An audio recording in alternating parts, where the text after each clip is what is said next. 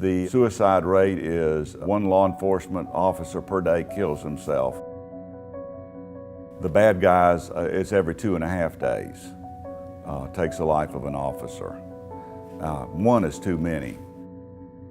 Maybe we're involved in a motor vehicle crash and someone else dies in that crash. They pull a 3-year-old out of a swimming pool. Or maybe an officer's been involved in a shooting. A person is impaired on alcohol or drugs. They've beaten their wife. They've hurt a child to the point that it has to go to the hospital. But that's not the end of it. You know, you carry those things home with you. You just can't turn it on like a light switch off and on. You know, I've served in Iraq and Afghanistan and saw combat operation in Iraq, and you know, I wouldn't say that it's any different from getting in a chase out here and having a shootout with a guy. You know, you can suffer the same mental and physical disorders as you would overseas in a combat zone. We've learned in the case studies that post-traumatic stress even affects people on the front line of defense and law enforcement. That's why it's so critical to be able to offer ministry to those in law enforcement. There's not many of even their close friends that can relate to what they go through on a daily basis. You know, relationship with Christ gives us that eternal perspective. It gives us hope. It allows us to understand what they see, why it's happening, and understand how to deal with it.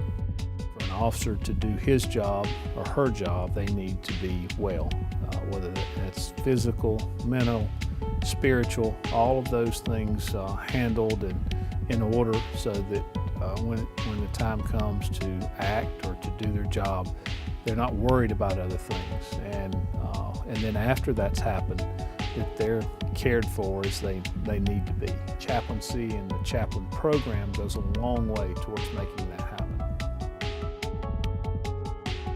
I see faith as a critically important aspect of any person's life, but especially law enforcement personnel, because they see the worst that human beings can do to each other.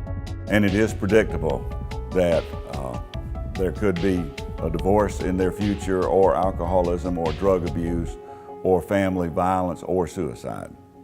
And if it's predictable, it's preventable. You know, I mean, it's more of a brotherhood that it makes you feel like, and a friend, and you know, just saying, hey, I'm a chaplain, I'm here to, you know, help you out, pray for you, all that stuff. You feel like, hey, this is a friend, this is close, this is personal, you know, this is my brother. I think that's what makes it special about him.